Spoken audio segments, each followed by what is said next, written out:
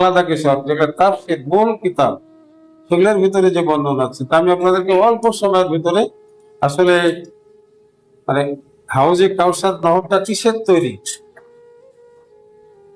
বিসমিল্লাহির রহমানির রহিম।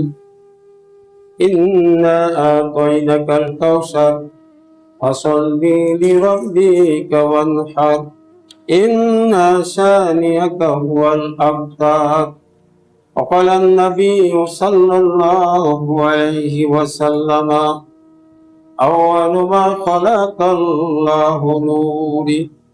সমস্ত প্রশংসা আল্লাহ তাআলার জন্য, যে মহান আল্লাহ তাআলা মানব জাতিকে সৃষ্টিকুলের ভিতরে সর্বশ্রেষ্ঠ করেছেন, আর মানব জাতির ভিতরে উম্মতে মুহাম্মদীকে সর্বশ্রেষ্ঠ করেছেন। আর উম্মতে মুহাম্মদীর ভিতরে যে বেশি তাকওয়া অর্জন করেছে, অর্থাৎ আল্লাহর হাবিবের প্রেম অর্জন করেছেন, তাকে বড় করেছেন। যেন আল্লাহ কোরআন পাকে বলছে, ইন্না আকরামাকুম ইনদাল্লাহি আতকাকুম। তোমাদের ভিতরে ওই ব্যক্তি আমার কাছে শ্রেষ্ঠ, ওই ব্যক্তি আমার কাছে প্রিয়, যে ব্যক্তি যত আমার নিকটবর্তী, অর্থাৎ আমারই ধ্যান, আমারই প্রেম, আমারই গুণগান করে। আল্লাহুম্মা সাল্লি আলা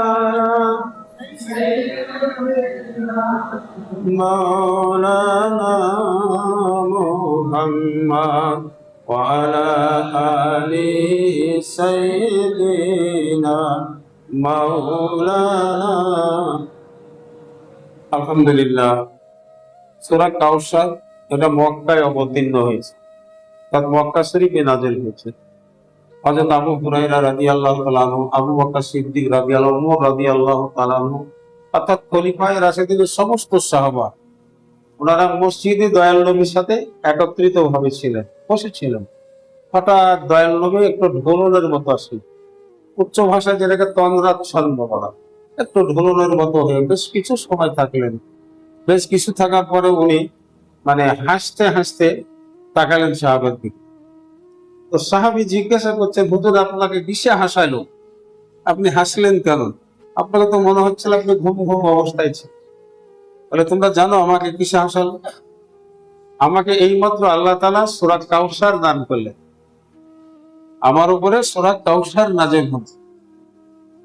মাত্র 3টা আয়াতে সূরা কাউসার নাযিল হয়েছে। আল্লাহ কি বলছেন? ইন্না আতাইনাকাল কাউসার, হে দোস্ত, হে মাহবুব, আমি তোমাকে নিঃসন্দেহে কাউসার দান করেছি, অর্থাৎ বিভিন্ন প্রকার রহমতে বরকতে কল্যাণে ভরপুর একটি সূরা দান করেছি, অর্থাৎ কাউসার দান করেছি। কাউসারটা কি? রাসূল বললেন, কাউসারটা সম্পূর্ণ মুক্তা দিয়ে তৈরি।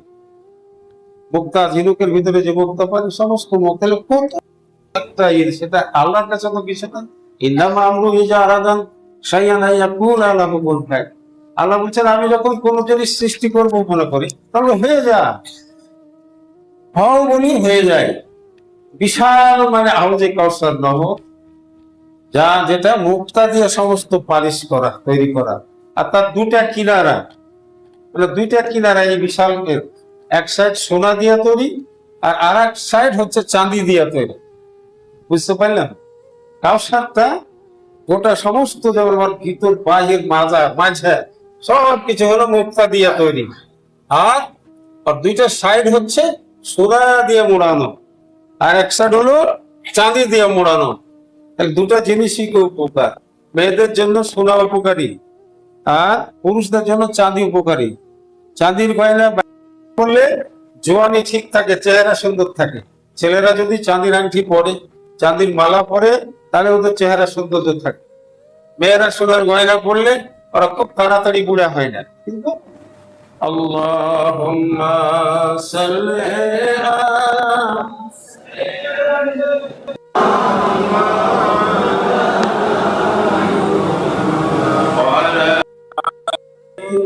সাইয়্যিদিনা। আলহামদুলিল্লাহ। আর এই সোনার রূপার উপরে আল্লাহ তাআলা হীরা কারুকার্য করে নকশা করে রাখছেন এই হাউজে কাউসার, যার পানি মধুর চাইতে মিষ্টি, দুধের চাইতেও সাদা। দুধ খেলে তো মানুষ বেশি দুধ খেলে আইলে যায়, কিন্তু হাউজে কাউসারের ওই দুধের মতো পানি খেলেও আইলবে না। আরো খায়, আরো খায়, বলেন সুবহানাল্লাহ। কোরআন পাকে সূরা ওয়াকিয়ার ভিতরে সূরা কাউসারের ব্যাখ্যা করে বলছেন ইল্লা কিলান সালামান সালামা। তাফসীর খুব মূল্যবান কোনো কথা, বহুত মানে কোরআনের অভিভাষা আরবি জানতে হবে। এবং দেখা যাচ্ছে একটু কি সূরাটাকে তাফসীর করতে লেগে সূরা ওয়াকিয়া চলে গেছেন। আল্লাহ বলছেন ইল্লা কিলান সালামান সালামা, মানে পানি পান করবার হায় রে শান্তি, হায় রে আরাম, অনেক বলা বলি করবে যার উপরে মানে তারার মতো মানে অসংখ্য তাপ রাখা আছে। যেমন আপনারা হজে গেছেন, দেখেন না, যেখানে জমজমের পানি রেখেছেন সেখানে 200-500 কাপ রেখে দিয়েছে। জমজম কুবের আশেপাশে 200-500 কাপ রেখে দিয়েছে, মানে যেখানেই মানে খানায় খাবার মানে মাহরমের ভিতরে যেখানে আপনি ঘুরবেন পানি রাখা আছে জমজমের, আর অসংখ্য গ্লাস রাখা আছে। ওই রকম আল্লাহ রসুল বলছেন যে হাউসে কাউসার দহরে যে হীরার খচিত করা আছে ওখানে অসংখ্য মানে লাখ লাখ কোটি কোটি পেয়ালা রাখা আছে, কাপ রাখা আছে বা গ্লাস রাখা আছে। মানুষেরা খাবে আর বলবে হায় রে শান্তি, হায় রে আরাম, এত শান্তি এত আরাম কোথাও নেই। আল্লাহুম্মা সাল্লি আলা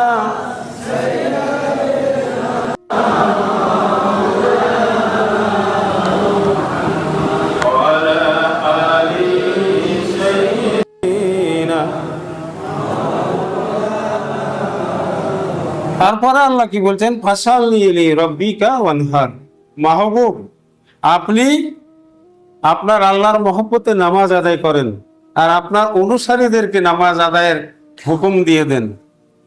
আর আপনাকে যারা নিন্দা করে ইন্না শানিয়াকা হুয়াল আবতার, আপনাকে আরো নিন্দা করছে যে মোহাম্মদের কোনো ছেলে নাই, ছেলে নাই। আবতার, আবতারের বাংলা হয় যে নিবংশ, যার কোনো বংশ নেই। আরে বংশ নাই, মা ফাতেমা গোটা পৃথিবী চালাচ্ছেন, মা ফাতেমা গোটা পৃথিবী চালাচ্ছেন। প্রমাণ নাই, হয়তো কেউ খ্রিস্টান হয়ে গেছে, কেউ ইহুদি হয়ে গেছে। যেমন ইংল্যান্ডের রানী ছিল না, রানী এলিজাবেথ, তাই না?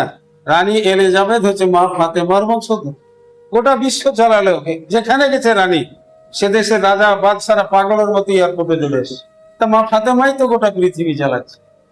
হয়তো ধর্মের ব্যাপারে, কারণ হচ্ছে কি রানীর বংশধরদেরকে ডাকাতেরা ডাকাতি করে ফেলছেন, ডাকাতে করে নিয়ে এসে রানী খুব সুন্দরী ছিলেন, যার কারণে ডাকাতেরা বড় জমিদারের কাছে বেসছে। জমিদার চিন্তা করছে আমি ওই ইংল্যান্ডে বেসবো, তাহলে আরো বেশি দাম পাবো। কথা বলছে এই মা ফাতেমা গোটা পৃথিবী চালাচ্ছে, ছেলে আর হোক মেয়ে হোক, যদি সে আল্লাহ এবং রসুলের পথে থাকে তাহলে সে একাই 100, মানে একাই 1000, একাই লক্ষ। তাই বলছেন আপনি আল্লাহর মহব্বতে নামাজ পড়েন আর কি করেন, কুরবানি করেন, কুরবানি করেন। রাসূলুল্লাহ সাল্লাল্লাহু আলাইহি ওয়াসাল্লাম শেষ হজ ছিল ওনার, শেষ হজে উনি কুরবানি করেছেন। ওনার 9 জন স্ত্রীর নামে একটা উট কুরবানি দিয়েছিলেন। একটা উট 9 জন বা 10 জনের নামে দেওয়া যায়, গরু 7 জনের নামে দেওয়া যায়। রাসূলুল্লাহ সাল্লাল্লাহু আলাইহি ওয়াসাল্লাম গরু কুরবানি করেছিলেন, আর 63টা দুম্বা কুরবানি করেছিলেন। 63টা দুম্বা করেছেন, এটা তাফসীরের কথা। এবং তাফসীরে একজন সাহাবীর রেয়াত থাকে না, 50 জন 60 জন সাহাবী থাকে যাদের নাম মুখস্থ করতে সময় লেগে যায় অনেক। তো যার কারণে তাহলে আজ আমরা জানলাম যে আমাদেরকে আল্লাহ কল্যাণময় বরকতময় আবে কাউসার দান করেছেন। সেটা হলো চাঁদি আর সোনা দিয়ে চারিদিক ঘিরা, আর ওটার মুক্তা দিয়ে তৈরি করা, যার পানি মেষ্টা আম্বরের চাইতে সুগন্ধ, যার পানি দুধের চাইতে সাদা, আর যার পানি মধুর চাইতে মিষ্টি। এই হলো আবু কাউসার। আর যার কিনা লক্ষ গ্লাস রাখা আছে, মানুষ খাবে আর নিজে নিজে, আরে কত শান্তি রে, মনে হচ্ছে আরো খায় আরো খায়, কিন্তু পেট পুরবে না তার। আল্লাহ এমন একটা পানি ঘামের মতো হবে, বাড়িয়ে চলে যাবে। এক একজনা 20 গ্লাস 30 গ্লাস 40 গ্লাস 50 গ্লাস আনন্দের সাথে খেয়ে ফেলবে, কিন্তু ঘামবে ঘাম বানিয়ে যাবে, ঘামবে ঘাম বানিয়ে। মক্কা শরীফে যান, মক্কা শরীফ আপনার শরীর ঘামবে কিন্তু গন্ধ হবে। আমার তো হয়নি, আমি হজের দিন পর্যন্ত প্রথম যেদিন এহরাম বাঁধেছে আর এহরাম খুলিনি। এটা বড় হজ, এটা কবুল হজের কথা বলা হয় এটাকে, যেটা যারা চুল কাটবে না, মুছ কাটবে না, দাড়ি কাটবে না, নখ কাটবে না, হজ না হওয়া পর্যন্ত যারা গোসল করবে না, এরা 1 নম্বর হাজি। মাথা ঘুরতো চঞ্চলিয়ে, গোসল না গেলে তো মাথা ঘুমবে। আল্লাহ রসেস খুলিনি। তারপরে কি ঘটেছে জানেন? 3 দিন পর্যন্ত কাউকে গোসল করতে দিইনি। যখন মদিনায় যায় তখন আমি গোসল করতে দিইনি। তো সবাই বলছে হুজুর আমরা গোসল করতাম, গরম লাগছে, শরীর গন্ধ করে, তারা চোখ কি ঘটবে সেটা পড়ে। আমরা যা পৌঁছলাম রাত্রি ওই দেশের টাইম 12টার সময়, তখন রীতিমতো দয়াল নবীর রওজা বন্ধ হয়ে গেছে, ভিতরে পুরোটা পরিষ্কার করছে। আমরা এশার নামাজ পড়লাম, এশার পরে সবাইকে বললাম যে দরুদ শরীফ পড়ো। আমাদের 400 পরিমাণ দরুদ শরীফ পড়া হয়েছে। ওই সময় দেখলাম দয়াল নবী আমাদের সামনে হাজির। কি বলছে জানে, আরে তোর শরীর থেকে ভুটকা ভুটকা গন্ধ বাইর হচ্ছে, গোসল করতে হয় না? উদ্দেশ্যটা ছিল পীর কেবলা বলতেন যে যখন মক্কা থেকে মদিনায় যাবা তখন গোসল করবে না, কিন্তু পাক রাখবে, হয়তো ভাগ্যে তার সাথে দেখা হয়ে যাবে। কারণ দয়াল নবী বলে যে তোর শরীর থেকে গন্ধ বাইর করছে পাগল। তাড়াতাড়ি করে আমরা উঠে গেছি, চলো ইনশাল্লাহ আমার ধারণা রওজা খুলে গেছে। যা দেখছি রওজা খোলা আছে, আমরা 23 জন হাজি একসাথে ঢুকলাম, 24 জন আর ছিল না, মানে অন্য কোনো লোক ছিল না যারা পরিষ্কার করছেন। তার আমরা জান ফেলে সালাম পেশ করিলাম, দরুদ শরীফ পাঠ করে আল্লাহুম্মা সাল্লি আলা সাইয়্যিদিনা মাওলানা ওয়া আলা আলি সাইয়্যিদিনা মাওলানা। তা আল্লাহ বলছেন যে তুমি কুরবানি করো, তোমার উম্মতদের কুরবানি করো। তো বিদায় হজ্জে উনি কুরবানি, স্ত্রী 9 জন স্ত্রী ছিল, 9 জন স্ত্রী নামে একটা উট কুরবানি দিলেন, আর নিজের জন্য একটা গরু কুরবানি দিলেন। এই গরুটা ইয়েমেন থেকে আসছিল। তাহলে আমাদের লোক আছে বলে গরু কুরবানি করেছি কি, আর এই কিছু একদল বেয়াদব বাড়াচ্ছে নবী কোনদিন কুরবানি খাইনি, তো সাতটা বোঝার জন্য ফকিরেরা, গাঁজা ফকিরেরা, লালনের ভক্তরা, মহাদেবের ভক্তরা মধ্যে কাক আঙ্গুলে একটা তেনা জোড়ে একটু ঝোলনা চা খেয়ে দেখেছি। রাসূল কারীম সাল্লাল্লাহু আলাইহি ওয়াসাল্লাম বলছেন যে তোমরা গরুর গোশত খাও, যখন কিয়ামত হয়ে যাবে বেহেশতে তোমাদেরকে গরুর গোশতের কাবাব খাওয়ানো হবে, গরুর গোশতের কলেজা খাওয়ানো হবে। বলেননি তো যে উটের খাওয়া হবে, ছাগলের খাওয়া হবে, ভেড়ার খাওয়া হবে, দুম্বার খাওয়া হবে, কথা বলেননি? তোমাদেরকে কিয়ামতে গরুর কলেজা ফাঁচা খাওয়ানো হবে, গরুর গোশতের কাবাব করে খাওয়া হবে, বলেন সুবহান। তাহলে 7টা ছাগল বা 7টা দুম্বা বা 7টা ভেড়া কুরবা দিলে একটা গরুর সমান হবে, 10টা ছাগল বা ভেড়া বা দুম্বা কুরবা দিলে একটা উটের সমান হবে। কথা বোঝা হলো? তাহলে আওয়াজে কারসার নহরটা গোটা, মানে মাঝে পুকুরের ভিতর গুলা যেমন দেখেন না, গোটা মাঝাটা মুক্তা দিয়ে তৈরি, আর মাঝে মাঝে হীরা দিয়ে নকশা করা, আর পানি হচ্ছে দুধের চাইতে সাদা, মধুর চাইতে মিষ্টি, আর 2 কিনারা, এক সাইড সোনা দিয়ে, এক সাইড চাঁদি দিয়ে। কথা বুঝতে আসলো? কেউ জিজ্ঞাসা কারণ আপনারা গৃহস্থের এলাকার লোক, যা ধান চাল থাকে, মসুর থাকে, কালা থাকে, গৃহস্থ বলা হয়। পীরেরা হচ্ছে গৃহস্থ, মুসলমানদের ভিতরে পীরেরা হচ্ছে গৃহস্থ, পীরেরা হচ্ছে জমিদার। হ্যাঁ, এদের কাছে সব সম্পদের মাল আছে, যার কারণে পীরেরা যা জানে তা খুব কম আলেমেই জানে। আল্লাহুম্মা সাল্লি আলা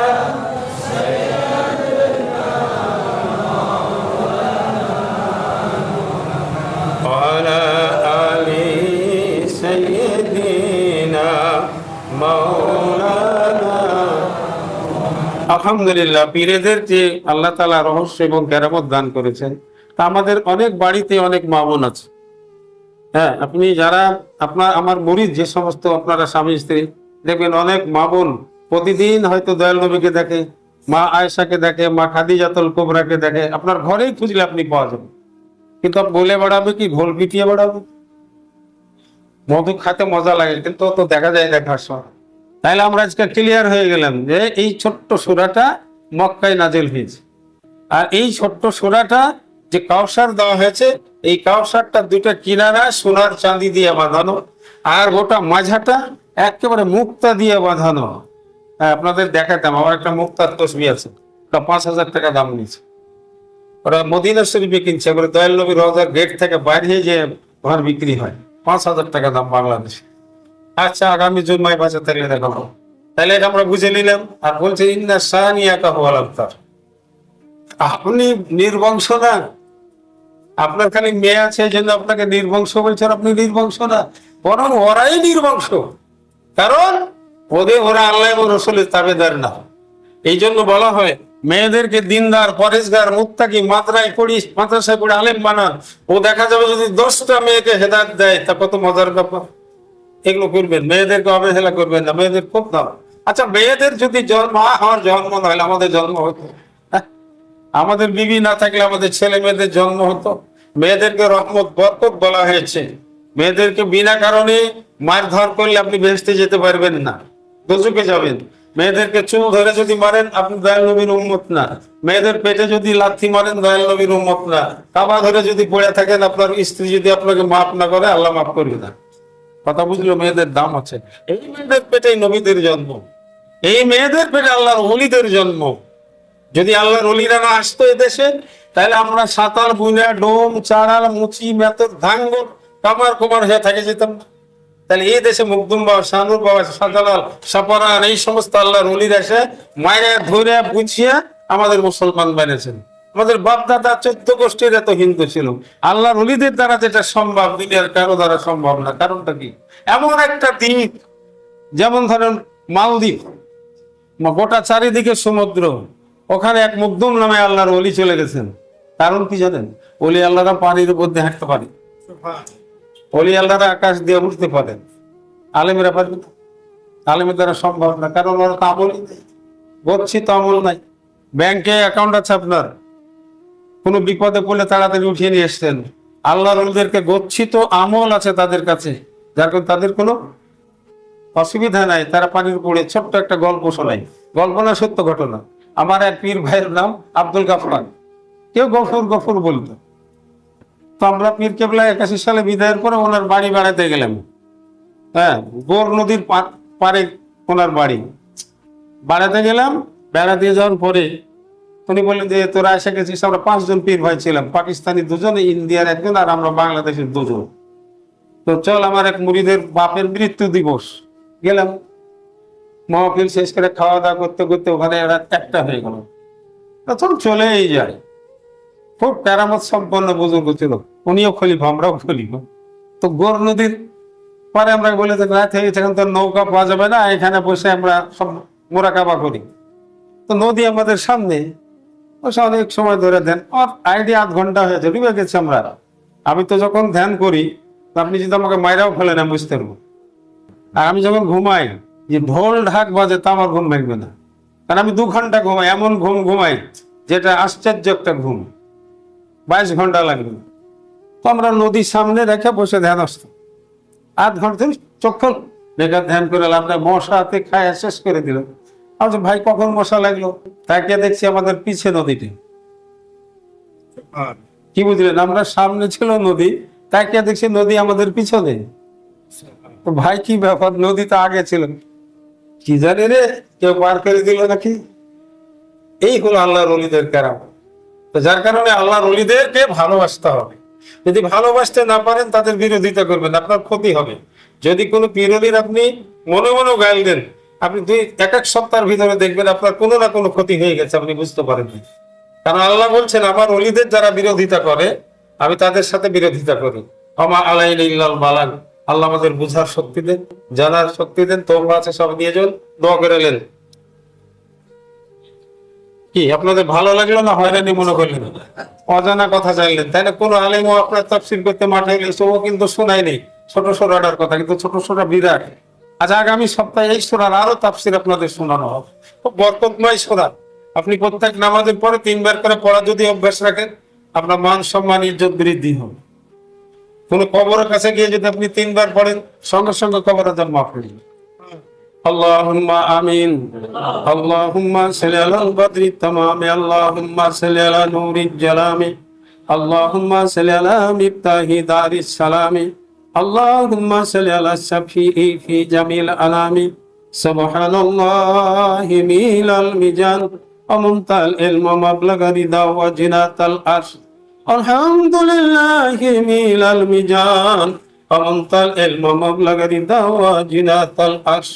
ولا إله إلا الله ميل الميزان ومنتهى العلم ومبلغ الرضا وزنة العرش. الله أكبر ميل الميزان ومنتهى العلم ومبلغ الرضا وزنة العرش. লা মালজা ওয়ালা মানজা মিনাল্লাহি ইল্লা ইলাইহি সুবহানাল্লাহি আদাদাস সাফি ওয়াল ইতর ওয়া আদাদা কালিমাতিল্লাহি তাম্মাতি কুল্লিহা আসালু আসসালামাতা বিরাহমাতিহি ওয়ালা হাওলা ওয়ালা কুওয়াতা ইল্লা বিল্লাহিল আলিয়্যিল আযীম।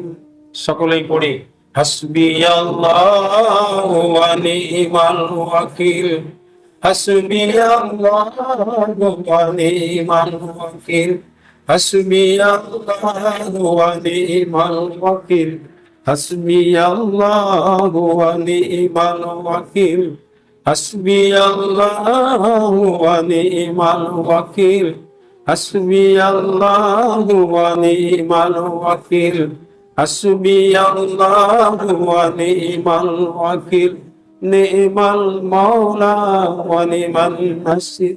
আল্লাহুম্মা ইন্নী আসআলুকা বিজাহি সাইয়্যিদিনা মুহাম্মাদিন আবদিকা আকরামাকা আলাইকা তাগফিরা লি খাতিয়াতি। আল্লাহুম্মা ইন্নী আসআলুকা বিহাক্কিল হাসানিল মুস্তাফা ওয়াল হুসাইনি শাহিদি কারবালা আখিহি ওয়া উম্মিহি ওয়া আবিহি ওয়া জাদ্দিহি ওয়া বানিহি ফাদি জান্নি মা নাহনু ফি বিরহমাতিকা আরহামার রাহিম।